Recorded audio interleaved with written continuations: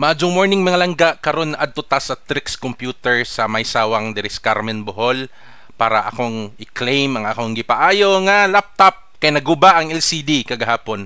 Nya dali ra na ayo in less than 24 hours makuha na nako ang akong laptop nga gipulihan og LCD. By the way, kani nga shop naara ni diri likod sa 7-Eleven diri sa Carmen, Bohol.